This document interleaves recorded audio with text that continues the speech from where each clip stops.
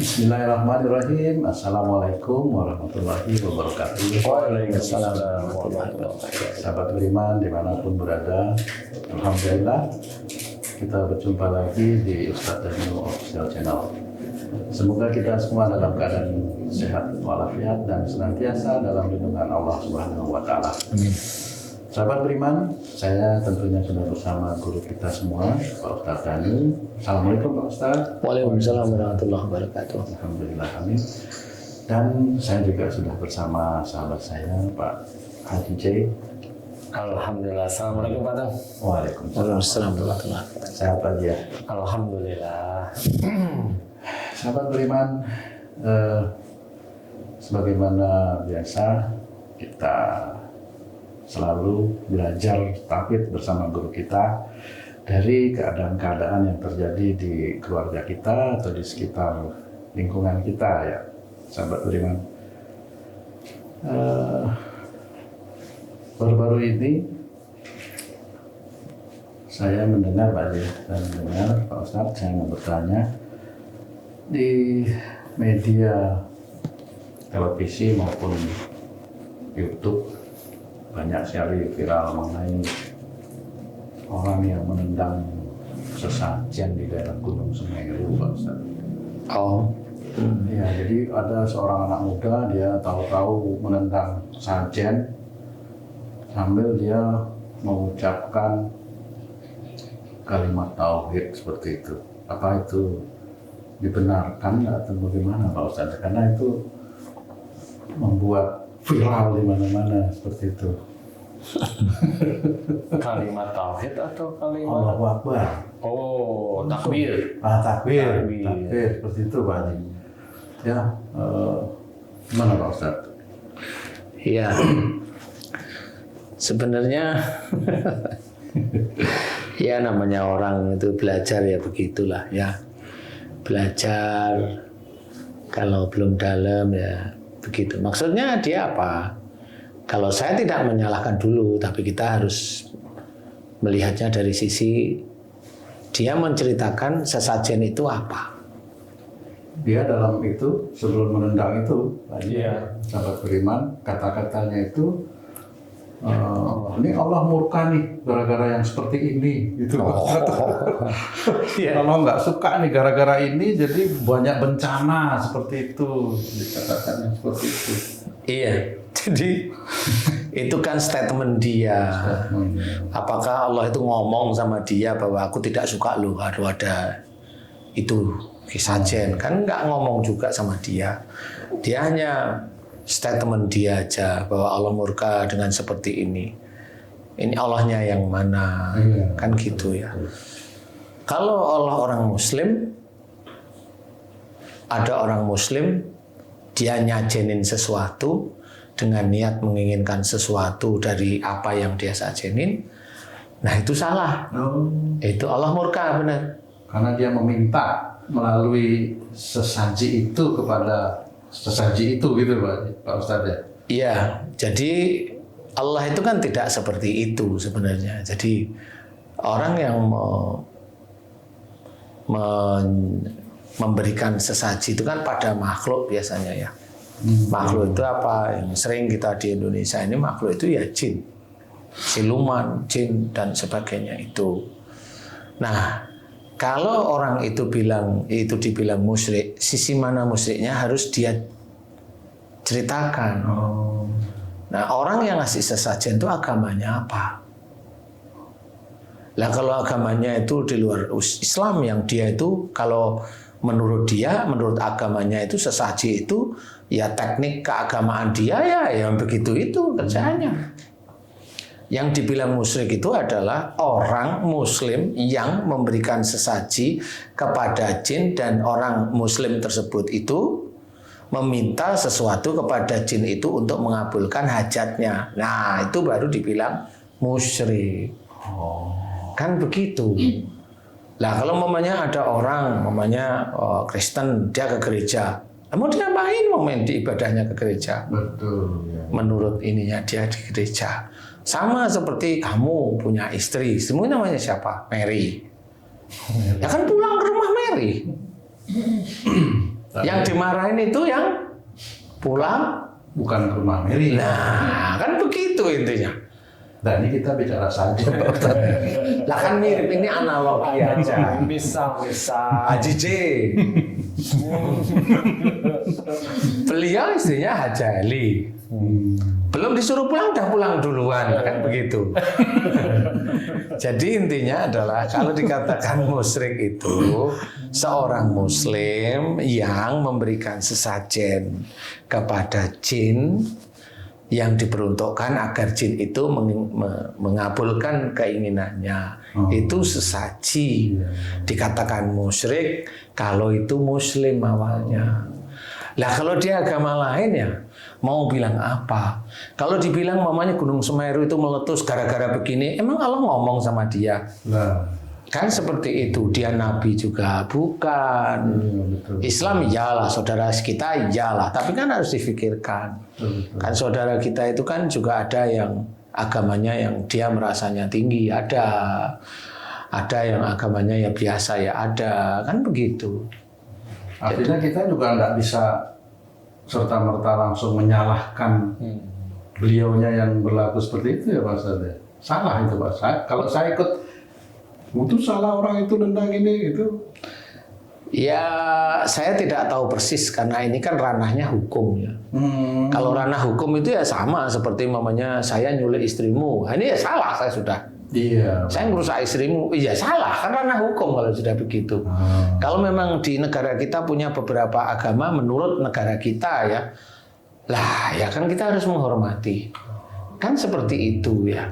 Jadi kalau dalam Islam itu diceritakan wala tasubul ladina yad'una min dunillah. Jadi janganlah kamu memaki sesembahan-sesembahan mereka yang menyembah bukan kepada Allah. Allah itu sudah memberikan warning atau peringatan atau apa namanya ya pernyataan untuk kita kalau kita itu dilarang untuk memaki sesembahan mereka yang mereka menyembah bukan kepada Allah Ta'ala. Itu kan sudah jelas sekali. Jadi kita sebagai seorang muslim yang belajar taat melihat itu bukan masalah musyrik dan tidak musyriknya. Kita sendiri juga harus menjaga. Ini perintah Allah sebenarnya. Tidak boleh memaki sesembahan orang yang menyembah bukan kepada Allah. Gambaran seperti itu berarti memang kita disuruh oleh Allah Ta'ala biarkan mereka. Wong kamu itu kasih tahu dan tidak kamu kasih tahu kalau memang mereka itu mau masuk neraka, ya nanti akan masuk neraka. Kalau kamu kasih tahu mereka nggak bisa atau bisa, kalau memang mereka nggak masuk surga, ya nggak masuk surga. Kan kita yang harus menjaga diri kita, bukan kita mau menyalahkan orang lain seperti itu. Itu yang memang harus kita ketahui. Jadi harus hati-hati. Bukan berarti negara ini salah. Ya enggak, mau kita hidup di sini. Kalau kita hidupnya di Mekah ya memang tidak boleh sesajen itu, dilarang. Kan jelas itu menyembah jin ya nggak ada di sana menyembah jin. Nah itulah yang harus kita pahami. Jadi memang sudah dilarang. Nah itu zamannya Nabi Ibrahim. Nah itu nasnya para nabi itu kan memang sendiri-sendiri. Kalau Nabi Musa mengalahkan Fir'aunnya yang merasa dirinya Tuhan, Nabi Ibrahim termasuk harus menyelesaikan masalah di mana ayahnya pembuat patung, kan nasnya sendiri-sendiri. Kan seperti itu. Jadi jangan disamakan. Kalaupun itu di Mekah pada saat tersebut, ya memang harus disadari bahwa di Mekah memang di situ dilarang untuk memang dikhususkan Mekah Madinah untuk tidak ada orang beriman orang muslim. Ya hanya orang muslim non saja. muslim nggak boleh. Non muslim tidak boleh. Berarti kita harus di Indonesia nih harus menghormati ritual agama yang ada di Indonesia. Iya, agama yang diakui di Indonesia. Iya. Ya memang lebih berat di Indonesia, iya, tetapi kan amal solehnya lebih kenceng kalau itu bisa dikerjakan. Kalau pahalanya, karena kan ujiannya lebih banyak. Kalau di sana kan kelihatannya hanya ibadah. Ujian ya ada sih ujiannya, tetapi kan yang kita sering lihat, saya itu kalau beribadah di sana haji atau umroh itu enak, iyalah nggak kerja di sana ya cuma ibadah. Tapi kalau orang Mekah sendiri nggak kerja ya ditimpuk batu sama istrinya, kan gitu ya. Tetap berlaku juga. Tetap berlaku juga yang seperti itu gitu loh. Yang berarti kita terhadap keluarga kita dalam menilai ataupun dalam melihat tayangan-tayangan yang viral seperti itu, yang mana mereka sering membela ataupun menyalahkan, tanggapan kita nih untuk keluarga kita harusnya seperti apa nih? Ya diajari kalau memang itu kan menguji kita. Jadi hal tersebut itu juga menguji kita bagaimana. Makanya untuk itu musyrik, inilah musyrik. Lah yang naruh siapa kan gitu dulu. Tanyain dulu lah ya. Kalau mau menghukum juga ditanyain dia maunya apa. Kan gitu. Kalau memang dia itu berkata ini musyrik dari mana, dia nggak bisa jelasin, dia bolehlah ditangkap. Tapi kalau ditangkap kan diberi peringatan, kan seperti itu ya. Jadi hal-hal tersebut juga harus di cross check, jadi tidak langsung di ini. Ya, tanyain aja yang kemarin naruh benda di sini siapa gitu. Siapa tahu naruh benda di situ nggak taunya orang Muslim lah. Dia ngomong musyrik bener sudah. Oh, gitu. Iya. Tapi apa ada orang Muslim yang pasang-pasang? Banyak sajen lah. gitu, Pak Ustaz? Oh, pasang sajen, pasang air aja ada, pasang kopi ada. Enggak serius nih, Pak. Iya serius lah, banyak lah di sini. Banyak, ada rambut yang celupin minum, nanti diminum itu rambutnya siapa, diminum bisa ngilangin penyakit. Itu kan banyak itu yang irungnya mancung-mancung juga ada yang begitu. Gimana maksudnya dia malah dia yang mengajarkan kemusyrikan akhirnya seperti itu ya? Ya, karena memang sama-sama tidak tahu. Dia dipikir yang begitu itu bukan musyrik. Kan begitu.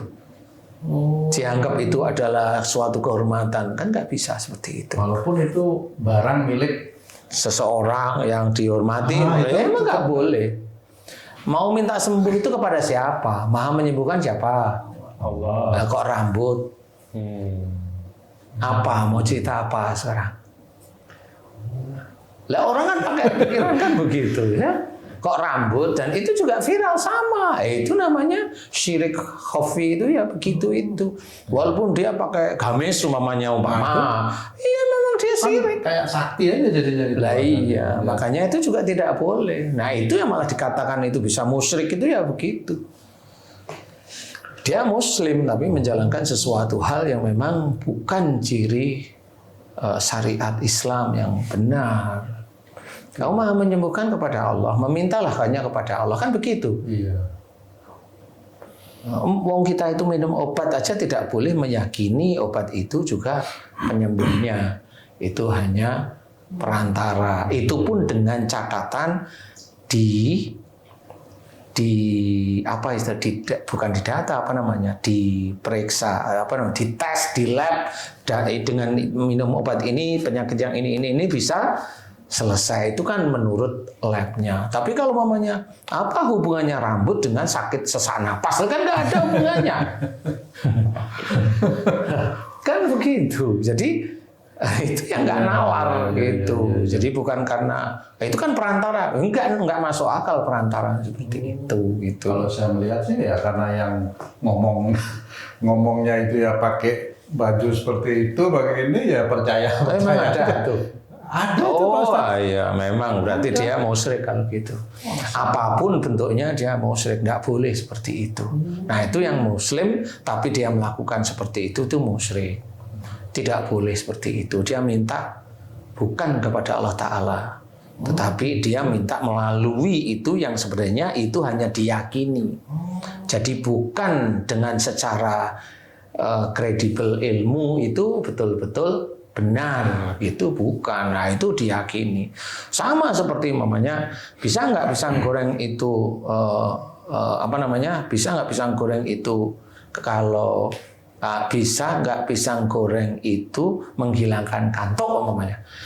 Nah itu ada jawaban bisa. Satu, mamanya satu kalau Pak Jj makan itu kenyang tambah tidur. Yang kedua pisangnya colokin di mata, kan sama itu. Itu ngantuknya hilang, sakit matanya. Kan mirip seperti itu. Jadi wasilah hilangnya ngantuk gara-gara pisang goreng lah.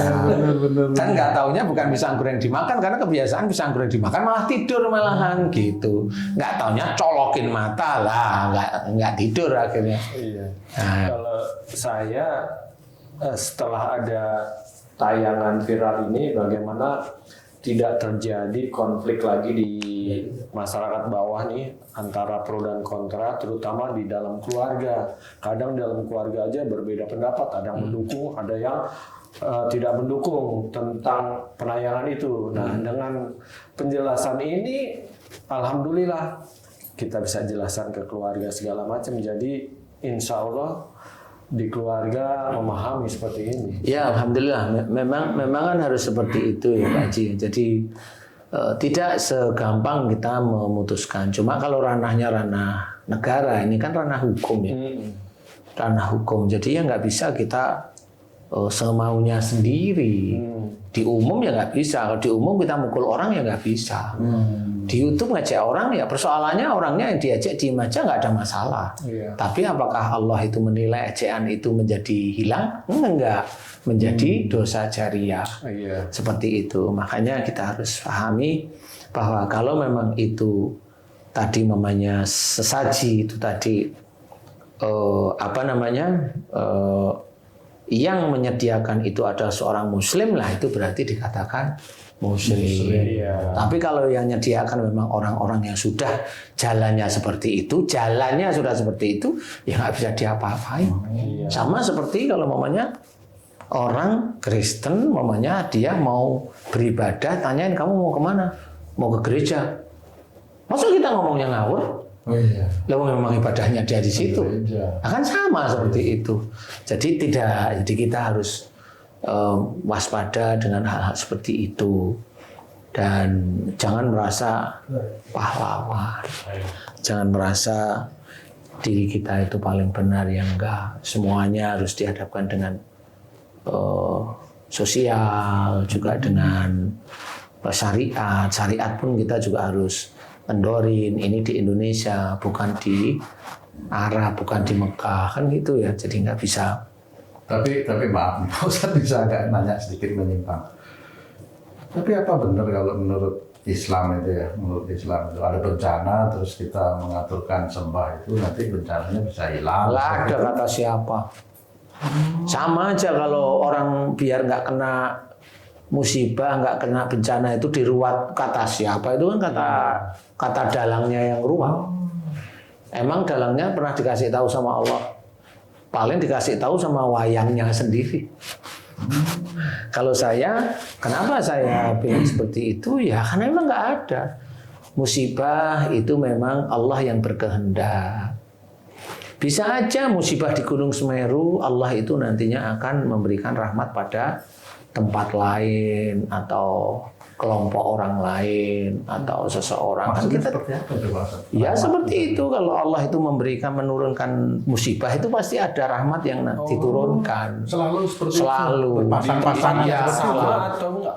Ya ada polisi, ada pencuri kan gitu, begitulah. Maksudnya di tempat musibah, apakah di tempat itu juga? Enggak, di tempat lain. Memang tempatnya di situ memang pas harus ada musibah. Nanti rahmatnya di tempat lain seperti itu.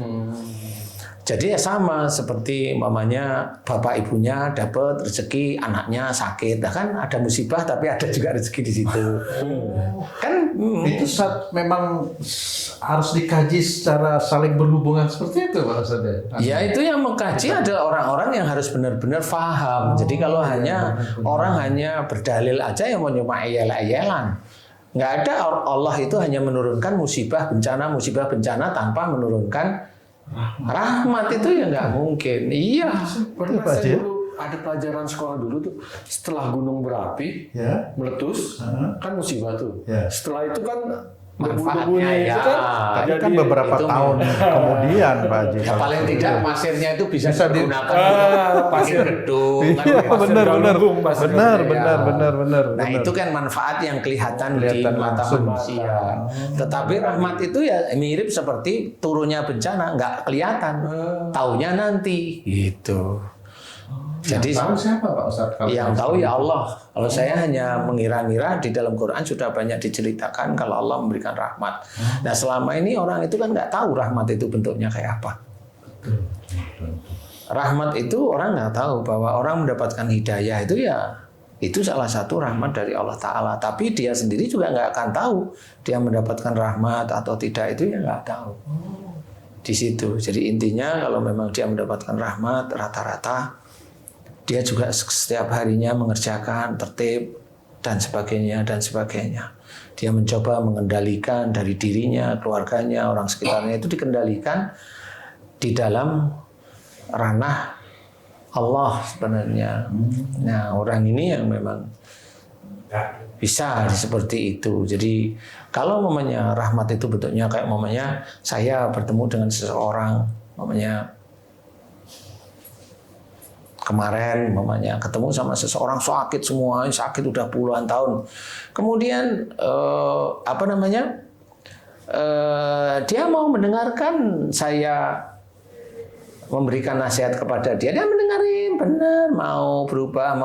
Kemudian saya belum doa, dia udah ngomong, Ustadz alhamdulillah penyakit saya kok hilang semua sekarang. Nah itu rahmat dalam bentuk kesembuhan. Lah kenapa Allah bisa memberikan rahmat di situ? Jadi di situ diceritakan ada dalam Quran. Wa idza quri'al Qur'anu fastami'u lahu wa ansitu la'allakum turhamun. Jadi jika diperdengarkan ayat-ayat Quran, maka dengarkan, perhatikan agar kamu mendapatkan rahmat. Nah, di titik itulah sebenarnya Allah menurunkan, dia mau mendengarkan baik-baik. Nah, rahmat itu akan diturunkan. Jadi rahmat itu orang itu kadang-kadang nggak ngerti sudah diturunkan. Walaupun maaf ya Pak Ustadz, walaupun kita tidak melafalkan ayat-ayat Quran, terus itu maksudnya. Ayat Quran itu isinya kan nasihat. Nasihat itu kan baik. Jangan marah. Bukan baca ayat Qurannya didengerin terus orang itu sembuh, bukan seperti itu ya Pak Ustadz ininya. Kalau membaca Quran isinya doa dan doa itu berhubungan dengan sakitnya, bisa aja disembuhin. Bisa, saya bilang bisa. Iya. Tetapi kalau memang nggak ada korelasinya, ya sama aja kamu mau ke Monas lewat jalan, tapi yang kamu naikin perahu. Lama. Lewat periuk. Bisa nggak nyampe kan? Kan begitu. Nggak nyampe. Kan begitu intinya. Nggak ada air, ya toh? Nggak ada pelabuhan. Nah, iya, kan nggak cocok gitu istilahnya. Jadi isi doa dengan ayat korelasi antara penyakitnya dengan ayat Quran, ada maksud ayat itu nggak ketemu ya nggak bisa. Gitu. Jadi nggak bisa, tetap nggak akan bisa. Wong kita itu coba kita itu nas itu kan petunjuk jelas. Kita menghadap sana, jalan itu ke sana. Ya, coba kalau kita jalan ke belakang, itu kan kesulitan mau jalan ke belakang itu. Bisa nggak kita ke Monas jalannya ke belakang? Menyiksa diri kalau itu. Nah, kan mirip sama jalannya kan gitu. Nah, jadi kalau itu doanya itu pas di titik yang diinginkan bisa. Tetapi kalau nggak pas ya gimana? Nggak akan ketemu. Makanya di sini harus difahami bahwa apa yang harus kita kerjakan, apa yang terjadi itu harus disesuaikan. Karena orang kan sebenarnya sudah banyak yang tahu bahwa Allah itu akan mengabulkan doa itu orang yang beriman serta mengerjakan amal soleh, itu sudah jelas sekali. Cuma jarang sekali yang sering diceritain adalah Ud'uni astajib lakum, mohon mintalah akan aku kabulkan. Padahal pada waktu orang muslim itu sakit, dia doa nggak dikabul-kabulkan. Nah, kan gitu. Jadi mana ini cerita dari Ud'uni astajib lakum? Harus dijelaskan itu. Bagi kita yang dakwah itu harus dijelaskan. Jangan itu hanya menjadi klise pada saat dia itu ceramah. Jangan, jelasin. Anaknya nakal, coba minta. Jadi enggak dia? Setahun jadi enggak dia didoain? 2 tahun, 5 tahun, enggak tahunya enggak jadi-jadi. Lah kan gitu. Jadi jangan menjadi klise. Nah itu juga harus difahami. Jadi jangan menjadikan bahwa pasti, sifat pasti itu sifatnya Allah. bukan sifatnya manusia. Quran itu petunjuk. Nah, Quran itu petunjuk. Salah satunya isinya ada doa, kan seperti itu ya. Ada doa Nabi Musa, doa Nabi Yunus, doa Nabi Zakaria, ya kan gitu. Doa Nabi Ibrahim, doa. Kalau doanya pas, iya. Nah itu boleh, silahkan dipakai. Tapi intinya adalah dalam melihat keadaan sehari-hari di sekitar kita, kita harus mawas diri, hati-hati. Jangan sesuatu maunya kita begini terus kita lampiaskan. Tidak bisa seperti itu. Kalau umpamanya bagaimana caranya orang Indonesia itu imannya kuat, boleh. Tapi kalau bagaimana orang Indonesia harus Muslim, kamu akan menghadapi banyak tantangan kalau seperti itu. Kan beda. Kalau menginginkan iman kuat boleh. Tapi kalau mau mengislamkan orang Indonesia, ya silahkan aja. Kan gitu. Jangan terus, saya kan Muslim, pasti saya dikabulin sama Allah Ta'ala. Ya. Kamu sahabat Nabi bukan, saudara Nabi. Gitu-gitu aja sebenarnya. Jadi harus berpikir ke arah sana. Tapi kalau menguatkan iman, boleh silahkan. Saudara Nabi juga ada yang nggak dikabulin doanya. Saudaranya kan ada pamannya, saudaranya juga. Oh iya. Kalau itu memang dia nggak berdoa untuk itu. Tapi kan Nabi juga nggak dikabul-kabulin kan? Iya. Nah itu harus berpikir mana uni astajib lakumnya. Nah, orang harus berpikir di situ. Jadi jangan semuanya digebyahuyah kalau orang Jawa itu disamaratakan pasti dikabulkan. Ya sabarlah, dilihat dulu lah kan gitu. Kalau kita itu bercerita tentang duniawi ya tidak ada yang pasti di dunia ini.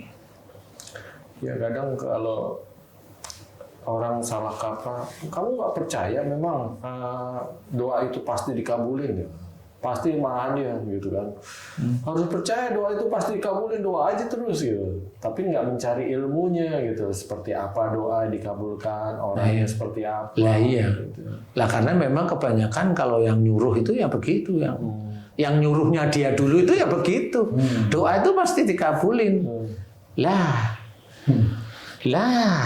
ya itu yang akhirnya kita tersesat sendiri. Jadi akhirnya dia meyakini itu, tetapi sehari-hari perilakunya nggak karu-karuan. Ya mau gimana lagi? Ya kalau dia tidak dikabulkan ya normal-normal aja kalau saya. Kalau saya sih itu terserah Allah.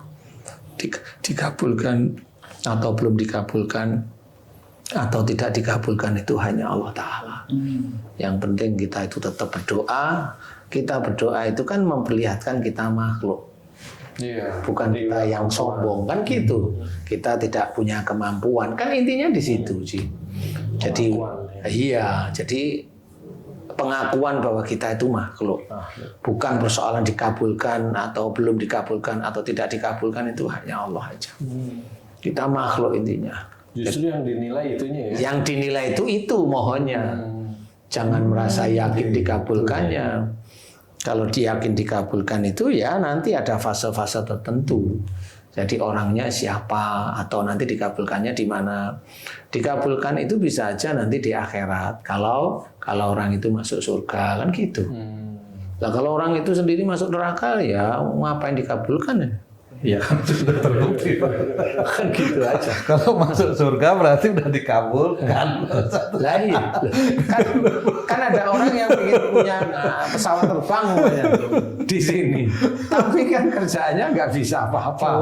Sombong, petentang kan gitu. Betul. Kalau dia sombong, petentang, dia masih aja ngeyel, besok doa aku dikabulkan, ya biarin aja. Suatu ketika kalau dia memang besok nggak masuk surga beneran kan udah ketahuan.